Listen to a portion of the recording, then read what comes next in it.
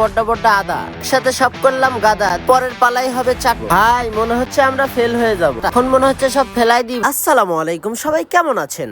আজকে আমরা টমেটো ওরফে টমাটাম এর সস বানানোর চেষ্টা করব।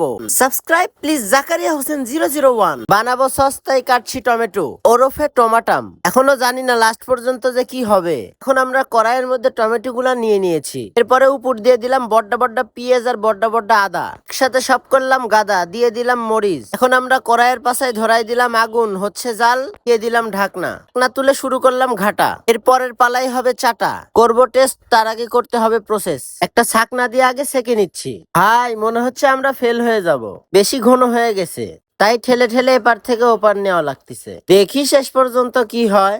যা ভাই যা, আর কত ঠেলবো তো। ঠেলতে ঠেলতে তো আমার মাজাই লাগে গেছে, মানে হাত লাগে গেছে। আপনিও চাইলে বানাতে পারবেন। শখে শখে বানানো শুরু করলাম ভাই, এখন মনে হচ্ছে সব ফেলাই দি ভাই। বিরক্ত ধরে যাচ্ছে ভাই, কি যে একটা অবস্থা। ঠেলারও তো একটা লিমিট আছে ভাই, আর কত ঠেলবো ক ভাই? তুই তাড়াতাড়ি শেষ হরে ভাই, আমি আর কোনোভাবেই পারছি না রে ভাই। অবশেষে এই হলো আমাদের ফাইনাল লুক, মানে আমাদের সসের ফাইনাল লুক। এখন খাওয়ার সময় কেমন লাগবে এটাই দেখার বিষয়। মনে তো হচ্ছে না যে খাওয়া যাবে, তা আছে কপালে।